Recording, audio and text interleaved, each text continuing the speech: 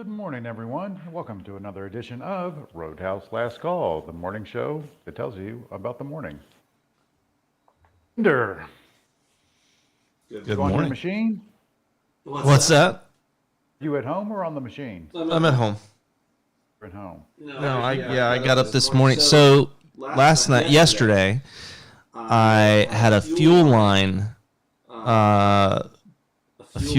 burst on the skid steer, so we had to get that fixed. And then later, early evening, had a hydraulic line on the tree shear that burst, and I basically left the equipment kind of where it died. And then this morning, I woke up at like 4:30, and all I could think about was getting it out of there. So got up early, went and got the equipment out of where it was stuck, but I'm back home now. Very nice. So that machine, that mauler looking thing, does that just gobble up a tree? It's a tree shear, so you set it on the ground, and it's just got two big blades that squeeze together. So you just put it on the ground and then run it right up, against the tree trunk, and it'll slice it. Interesting. Very interesting. But I'm renting all this stuff, right? The tractor's mine, but the skid steer I rented, the tree shear I rented, I got a grapple bucket that I rented, a brush hog, and this may surprise you, but people do not take care of rental equipment that is used in, land clearing and demolition. They just beat the shit out of it. So the company that rents it has like 5 service guys on the road all the time, just going from machine to machine to keep them running.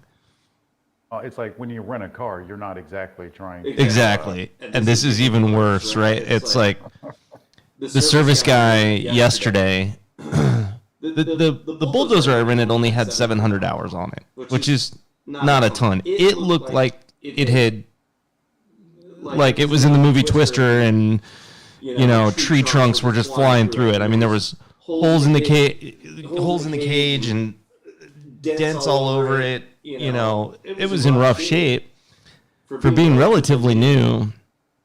And the service guy was like, "Yeah, I think it was." He said, "I think it had 3 hours on it when somebody put a tree trunk through the radiator." And he said that it's pretty bad when we show up with equipment and we see, brand new equipment. Like we'll show up with a bulldozer and there's a brand new one sitting there, and it was like, "Why don't you use that?" And they're like, "Oh hell no, we're not using ours for this." Exactly. Yeah. Unbelievable. Yeah, man. It looks like you have a lot of equipment out there. It's like, have you gotten to the point where you're scratching your head going, it's like, was it worth renting all of this equipment, or could I have just paid somebody to get it done? No, I mean, it's still been trying to get somebody out there that actually shows up and calls when they're supposed to, and that sort of thing has been difficult.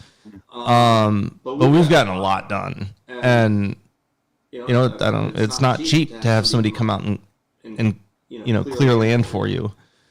And because of all the issues and the downtime that I've had, I mean, I've had the bulldozer broke down twice. Actually, yeah, twice, three times. And then we had the fuel line issue and the tree shear issue now.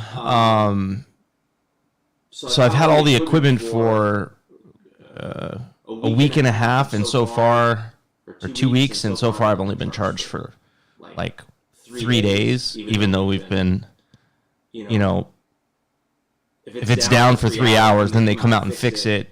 We run it for the next day and a half, and I only get charged for a couple hours. That's not bad. So it's a pain in the ass, but you're getting there. One step at a time. Much like the market. One step at a time. The only difference is you can probably see progress in some capacity. This is true. Within the market, I don't know that we can see that. And again, it's like just it continues to be like this whipsaw of headlines, deteriorating data, nobody real happy about anything. Um, just, you know, stuck in the middle. So, a headline standpoint, we get more PAL today, a few other speakers. Let's see how that shakes out. The testimony yesterday was, you know, it was what it was. It's like nobody's going to walk away from that feeling good. Nobody's going to walk away from that testimony feeling like, oh, okay, well, we have a great understanding of how this is going to be fixed.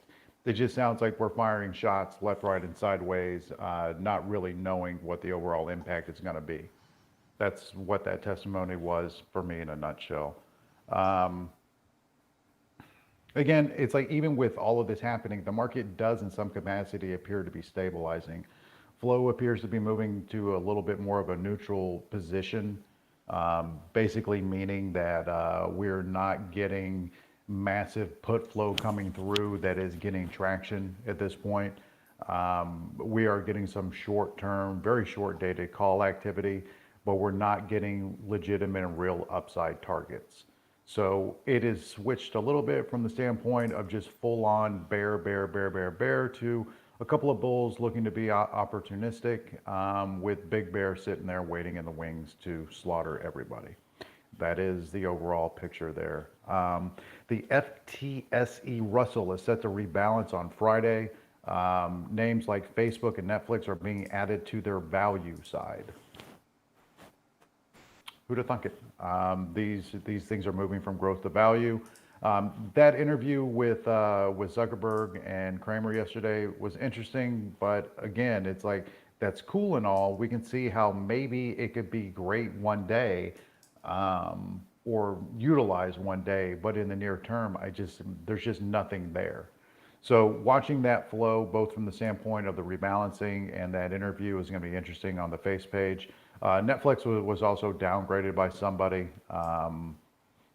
even while they're trying to, beef up or roll out some type of an ad-based platform, which is something they should have done 5 years ago, but they're playing catch up once again. FedEx reports after the bell. Their results are going to be fairly important. Their guidance piece, I think, is going to be very important to understanding. Transports always have some type of a tell within the overall economy and market. So watching the price action is going to be important, and kind of listening for whatever breadcrumbs they want to throw out there as far as how they're looking forward. Equally important to the overall story and narrative. Snowflake got an upgrade by JP Morgan. Apparently people like their stuff, and will be continuing to use their stuff. The energy situation, it's like, for the love of God, it's like every day there's another headline or another something that makes it worse. It is a complete and utter mess, with Germany basically stepping out and moving to phase 2 of their emergency plan. They're asking people to cut gas usage, and they're also trying to bolster their natural gas reserves before winter. They also stated that it is more than likely that coal is going to re-enter the picture, and they are going to be burning the shit out of some coal, which again, not good for the environmentalist, not good for literally anybody. But yes, this is what we're looking at. We are taking steps backwards. JP Morgan also slashes mortgage staff, citing high rising interest rates. And on that, we get new home sales reports coming out tomorrow. Today, we have PMI coming out 15 minutes after the open. Tomorrow, we also get consumer sentiment and new home sales. All of these things could be interesting triggers for the market as far as whether or not they want to sell or buy these results. I think the bottom line is this: if you're looking at the overall playbook, as far as the Fed saying, hey, this is what we're doing, this is what we're looking to achieve, they are achieving the goals that they are setting out to. They are slowing growth. They are loosening the job market. What does that mean? They are destroying demand, is what they're doing. And they are creating, certain levels of instability within the job market. That was their plan. They're achieving their plan. The market reacts to this is something completely different. But there's nothing good or positive coming out of the data points that have been released over the last couple of weeks. Point of the health of the economy. Basically, everything is being done in order to push the economy to the edge, and then maybe not pull back on the policy. But that ultimately is, I think, what we're waiting for in order to make a big move is some type of shift or a double down on policy coming from the Fed. The Fed, the Fed, the Fed. I thought this was interesting, a little article, and I'll read a piece of this that I think is one of the most inflationary pieces that's facing, the global markets and the global economy, and it has to do with the cost of fuel and bringing them down, which again is something that fuel, crude, no matter how you want to cut it, it factors its way into literally every single product that can be purchased. And this is an interesting little excerpt, so I'm going to read it in its totality. It's from the Wall Street Journal. Measures that actually could bring fuel prices down a bit in the short run pit the fuel industry against other influential industry groups, making them less politically palatable. These include suspending the Jones Act, a move that would make it cheaper for fuel cargo to travel between U.S. ports, but would also face opposition from the shipping industry. Okay, that's one lobby group. That's like, no, we don't want to do that. Relaxing renewable fuel standards, which would create compliance costs for refiners. Another option that would be deeply unpopular with ethanol lobbyists and farm state politicians. Again, bureaucracy stands in the way. Banning product exports might provide some relief, but would most likely come at a heavy cost from a geopolitical standpoint. Again, more bureaucracy standing in the way of progress. And then finally, Biden's proposal to reduce the gasoline tax or put it on a holiday. This actually would have the exact opposite effect, and has proven to do so through the years. It would actually increase demand for refiners. They would actually make more money that way. It is actually better for them to do that. So it would appear that anything that we're trying to do, other than just cutting straight to the chase, creates more mess. Therein lies the problem. We will never get out of our way until we get out of our own way. So with that being said, Stockington, what do you have for us? Okay. Wow, Hells. I was going to say. I mean, was it the grinder joke this morning? It's like, look, it's like you read these things through and you start looking at them and everything becomes so contradictory. I'm talking about the fucking fact that you skipped right over me again. Oh, fuck me. Damn it, Hells. You know what? It was the grinder thing. Well, you're the one that said that you like to keep this thing do the pinned grinder up. and you get epic sexing. You know That's what you said. I am not going to sugarcoat this. Yes, no, I am bothered by this. I'm not going to be passive aggressive. I'm going to have to step right out and say that was unfair. Unfair. All right. And I'm very disappointed that you would try to insinuate that I would even have such profile. I mean, it was. Here, should I paste the screenshot again? You should not. I don't think that you actually saw the. I'm going to give you a little bit of a pass because I think you read right over the fact that it was that I spelled it grinder like the app. No, I did. I wouldn't know how to spell that app. Well, it's not. It sounds like you're probably one of the featured profiles. Anyway, I am going to go through the levels here. Offended by that. I would not be offended by being a featured. I would not. I would take that as a compliment, actually. If I'm being honest. All right. What do we got for levels? We're sitting here at 3780. Obviously, not far from 3800. And being that whole number, we got to look at 3800. And then I've got 3835. and 38, 38.35, then 38.50, 38.70. I know that's a bunch of levels there that are, I hate giving levels that are 15, 20 points apart, but that's what it is. That's what I've got. And 38.70 being, pretty damn important if we start pushing up that direction over the next, today, tomorrow. That gets us over a previous trend line resistance. So I would put all three of those down: 38.35, 38.50, 38.70. On the way up, that's what we need to watch. And I think over 38.50, it'll go test that 70. Whether or not it gets over it, we'll see. If we pull back here, I've got 37.65, which is where the 10 and the 20 MA on the 60-minute come together, and they are squished right there, 37.65. So bulls want to see that hold. That would be a spot for a bounce. But obviously, if the bears want it below and they can push it below, that opens the door to 37.47, which is the 80-90 MA on the 60-minute. And if that gives up, then you got 38 or 37.36, and then you start looking. Remember that 37.36 from, what was that? Friday or Tuesday? It was Tuesday. yeah. That 37.36, that is still pretty important. So again, if the bears can push it below 37.65, you look at 37.47, and then that 37.36 is pretty important, and I would consider that to be kind of a key, pivot.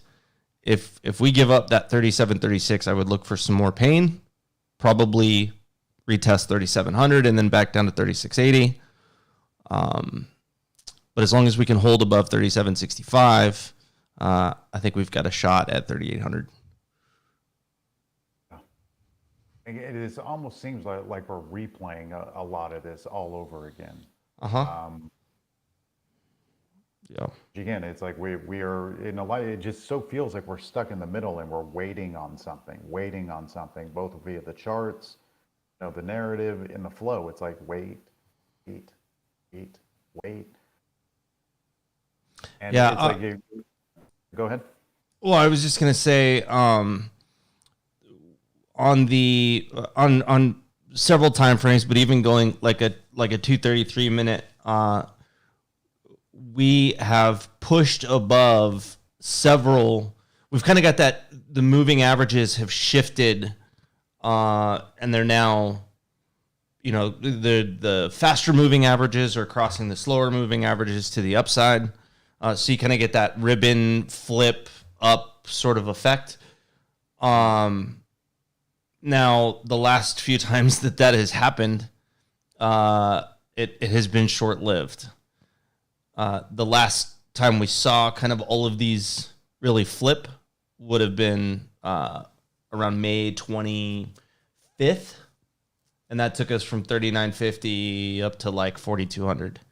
So it doesn't necessarily mean that it will be sustained, but at least for now, we're sitting on top of all those moving averages, and so we've got that kind of supporting us.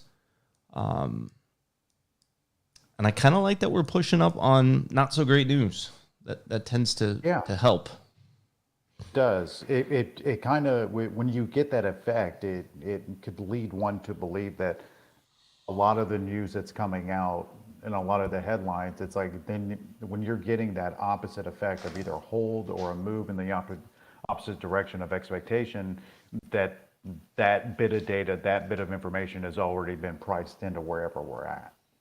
Well, and it's like that's, and you kind of have get to that make melt effect, right? Because there's a lot of people sitting there going, "This should not be going this way." Mhm. And Or and like that yesterday, certainly it's helps. like, it was crazy. It's like every single headline yesterday coming in today said, we're all so dead that they're going to, after they bury us, they're going to dig us back up and kill us again. That was yesterday. And we squeezed like all bloody hell out of the open. And, it wasn't until the afternoon session yesterday that we started giving back a little bit. Yep. I think that's, something yesterday was one of those kind of lessons that overall, both from a chart standpoint and narrative, as far as saying, yeah, we're kind of basing here, especially if you want to pull up that 1 hour. It's like we're kind of trying to form like a legitimate little base here. Um, Trying to. And when you get that starting to happen, that kind of means that buyers have stepped in a little bit and they're not nearly as willing to let go stepping in at this level. So it's going to take something else, something special to flush it, regardless of what the headlines are. So it's getting back into a little bit more technical, which I think that, Bender, your lines, if you were to say that there was a pivot that you would look to on the day, just one line, one pivot that you felt was absolutely actionable in either direction, what would you be looking to do? I would start with let's get over 3,800 and go test 3810, 3815, something like that, and then pull back and hold 3,800. And I think you can play, that move, play that retest at 3,800. On the flip side, and I am leaning that direction, but on the flip side, I think if we were to give up 3765, I think you start looking, again, maybe we break 3765, come down to 3750, bounce. And I think you can play that recheck 3765, depending on what everything else looks like, market internals and whatnot. I think you could play that 3765 short, with like a target down around 3730. Makes sense. Just a new little wrinkle. Does anybody have any questions as far as the levels that have been put out there? Anybody have any comment or question? We're good. All right. Do you have a comparison to SPX, or you're just going to say what? I thought about putting out levels on SPY. I thought about but I'm just putting out levels on ES. Yes, okay. It's like they're fairly translatable within reason, but yeah. All right, there, Stockington. I guess it's your turn now. Tried to go ahead and void the Bender, but it just didn't work out. He's way too important, and I can't let my own personal feelings of him insulting me publicly get You keep doing this, and I'll just take it as a hint. I got stuck in my head. Hell's on Grinder taking new meaning to the bear. Must have been that bear market class you had the other day. But anyway, so we drifted a little bit outside my original line. So I gave some new lines up there, put a new chart. Apple, I'm kind of taking this pre-market range. I'll see if we pop the upside. 136.95 or below. We have 136 even. Apple and SPY kind of getting that EMA crisscross to the upside that I'm usually looking for here pre-market. And then let's see, we've got NVIDIA has a dark pool above 166.3. If we pop that, could be a nice move to the upside, and then below 164.45 could be a move to the downside. NEO caught my eye because they were hitting it with dark pool at 22.55 last night. We drifted above that overnight. So I'll be looking to see if we can pop this 23.50, or if we drop below 22.98. And then AMD, it's kind of right here at this resistance level. I'd be watching 84.75 or then 84.25 to the downside. SPY, we've got the big dark pool area below at 375 even. I put a 1 hour chart in the room here. It could turn into a longer time frame rising wedge, but that would take a little bit longer to play out because that's a 1 hour chart.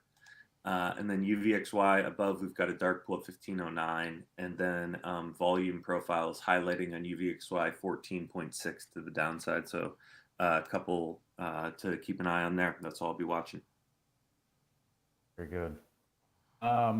So you saw we had a couple of dark pools hitting this morning. Any thoughts on those?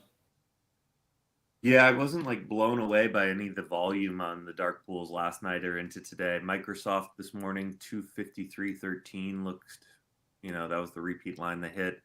Mhm. Amazon got a couple taps, 108.95. And then just baby money on Baba. But like between last night and then this morning, no dark pools that really were like, wow, like I really got to go and add all these lines. At least that Right. was what I thought. No, then that definitely makes sense. All right, everybody. Anything else? Any questions? Any comments? Any thoughts? Andrew, you have anything else for the people? Nothing else. Nothing else. All right, folks. We have about 15 minutes until open.